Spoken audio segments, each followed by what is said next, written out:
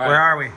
We're at Keen Ramps World headquarters. Okay. We're in the CNC room, AKA the front of the shop. I thought you were gonna say we're in the CNC machine. We did that video that was 5 DIY ramp mistakes to avoid. The feedback was really good, so we are gonna expand on that a little bit, and instead of things to avoid, we're just gonna show you some tricks and tips and hacks of things that you should do that will make your ramp building experience that much easier and your ramp that much better.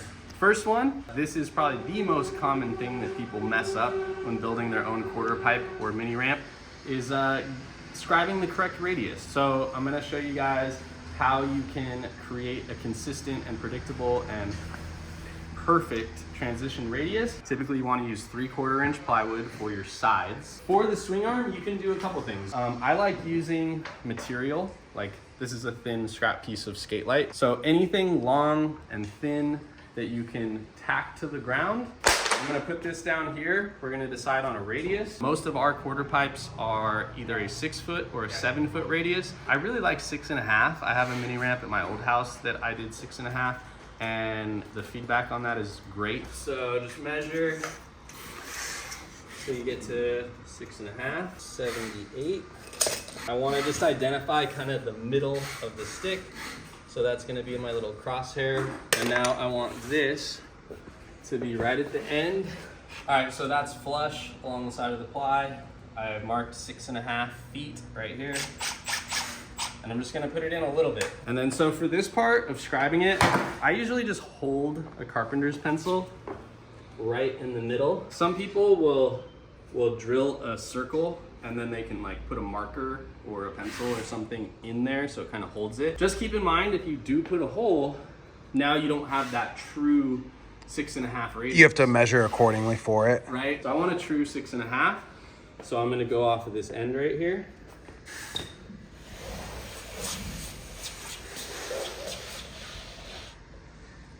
All right, so there's a 6.5 radius. You don't want it to go all the way to the ground because this ply is gonna get so thin and just brittle and wanna break.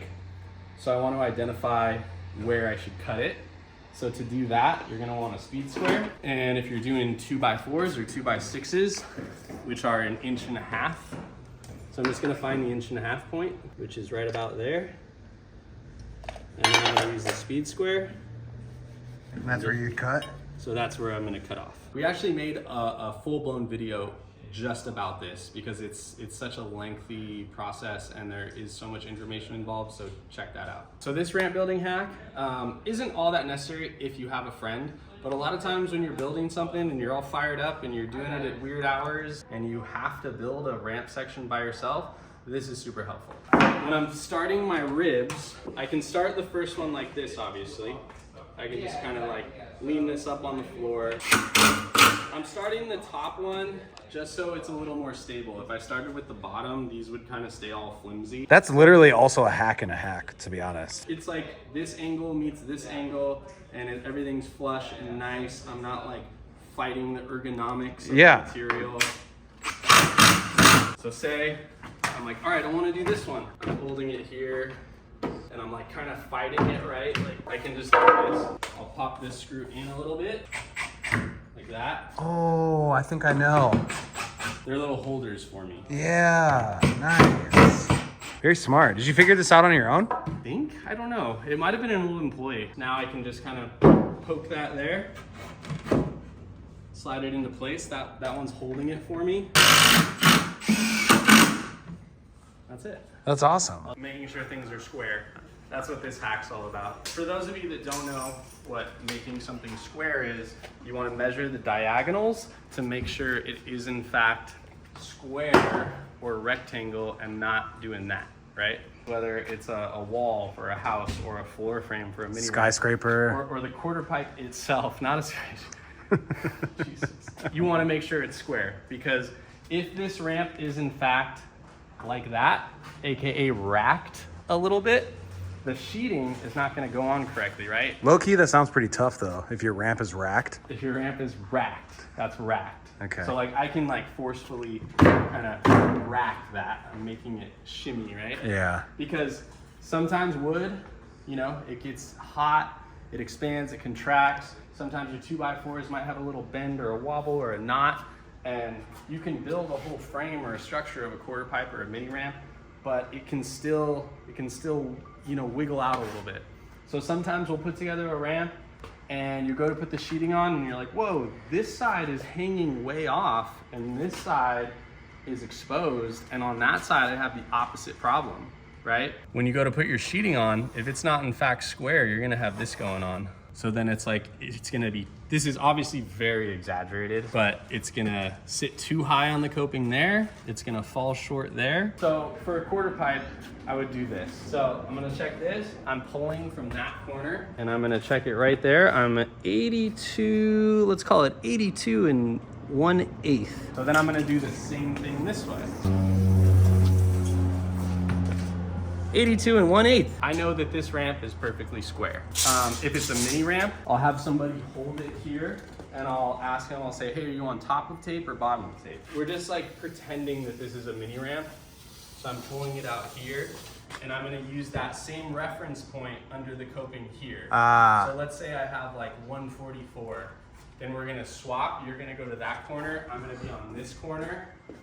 And if my ramp is in fact square, and not racked, I want to have the same measurement. Okay. Let's say that one is 142 and then this one's 146. I know that I'm 2 inches out of square, so I'm gonna have to like hip check that transition over to get it square. So this is gonna save you a ton of headache. Anything for that matter that you're ever building, you can always just check the diagonals. Same, 1/8 shy of 27. That is a square piece of wood. It's cut on a 90 there, it's cut on a 90 there. We know that's good. So if you're using, you know, circular saws, stuff that's less precise, like not a table saw, not a panel saw, like that thing, you can always check diagonals on anything. All right, so as a ramp builder, something I often use is a magic stick. What the hell's a magic I'm gonna stick? show you how to make a magic stick. You're gonna keep your clothes on though, right? Yeah. All right, so this is just a scrap piece of plywood. I'm just gonna cut it like 2 inches thick. I want it 4 feet long, I want it 2 inches thick. That's a naked magic stick. How you're actually gonna use this and why you're gonna wanna use this. So I have a quarter pipe frame here and I'm gonna go to put my sheeting on, right? So this sheeting is already cut to size. I'm gonna plop it down. And obviously when I'm attaching it, I can just like reference the sides and that's all fine. Okay, I know that I have a rib here, here, here, because I can see the screw hole sides.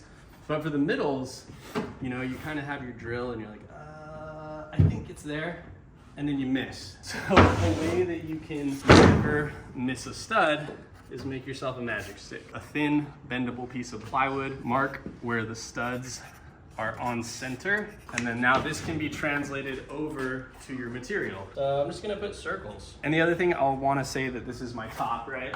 So I know I want screws there, and then I want some on this side. And I'm kind of being willy-nilly about like where it goes, because my final layer that's going over this, I'm gonna have all my screws 1 inch from the edge and every foot on center. I just wanna make sure I'm more than 1 inch in. So from this, it looks like I'm about, I don't know, 3-4 inches in. So I know that my layer that's going over this isn't gonna hit these underlying screws. I'm gonna do my screws 1 inch from the edge, every foot on center. So I don't wanna aim for right in the middle of this. I wanna offset it a little because there's gonna be screws on the skate light that are going through this. So I'm just gonna slide it over here a little bit. And I am set up to hit studs perfectly every time. So yeah, you can use string lines. Pull it over here, snap it. Yeah, you could do that, but then you have to do it for every layer. You're still gonna need to do it on your final layer. So the nice part about making a magic stick, now this can carry over to every layer. Magic sticks are really nice, especially if you're doing something again and again. All right, so this next hack it kind of falls under two things. One, it does help keep your ramp square, and the other, it helps keep your sheeting on straight, which sort of go hand in hand, right? I'm putting my sheeting down, nice and flush, flush, flush. Look at that perfect edge, not even like a 16th. And then I start running off, which I'm like, wait, what? I checked my ramp for square, it was good. Now I have like, you know, a little finger grab, 1/8. I got like almost 1/4 of this sheeting sitting off. And then I'll check the other side. A quick and easy little trick to get that to slide over. Yeah, you could like hit this and force it over, but sometimes it might have so much force against it that it just bounces right back. I'm gonna back out this screw right here. Just a little bit. I'm gonna get my hammer. I'm gonna do this and pull that till it's flush. And now go check the other side. Nice. That screws out. It's just using as a pull point. So boom, I get that where I like it. So I'm gonna have a screw ready to put in there. Here. Oh, I like it right there. Perfect. Oh. I was left-handed. Cut me some slack. Dude, that's all right. It's left-handed. That's good. But yeah, it's where we like it. I was just able just to pull that, slide that over. Now my whole edge is squared all the way through. And once I like where everything is, I'm gonna put this screw back.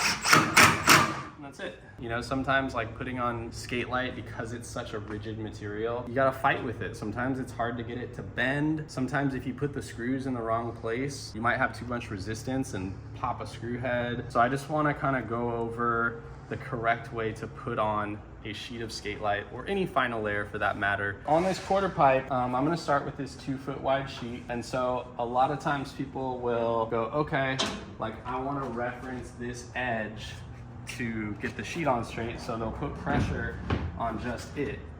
But you'll notice sometimes when you do that, if you're putting more pressure on this side, it's gonna make the sheet kind of balloon. While at the bottom, I'm almost flush, and the top, I'm almost flush. I have this big gap in the middle. So I'm making the sheet sort of do like a cone effect. So it's really important whether your sheet is 2 foot wide, 4 foot wide, 6 foot wide, you start with the middle. So I'm gonna use this screw hole right in the middle. So I get that edge flush where I like it. I'm tight on the coping where I like it that way.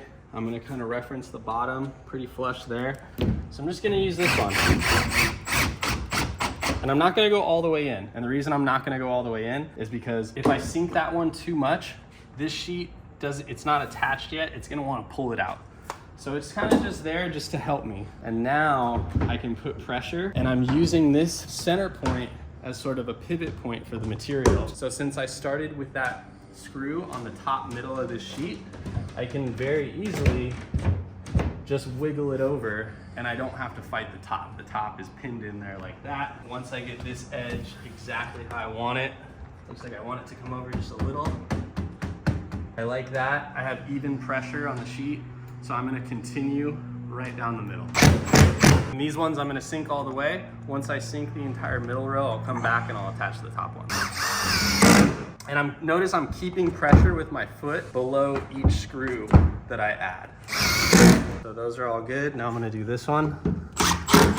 Despite not having these attached yet, because I did the middle first, everything is sucked down to the underlying plywood pretty well. And so if I'm gonna continue to do more sheets, I'm just gonna leave this sheet like this. I'm just gonna leave that center row of screws just in case something goes weird. If this is a big mini ramp and you start putting more sheets and one starts kind of veering off the side and your seams aren't looking good and you're like, oh, I gotta start over. I'd much rather just take out this middle row of screws than take out all of them. Flush? Pretty flush, dude. Material, especially skate light, because it is so rigid, reacts differently. So use these tips and tricks to get your sheeting on just right.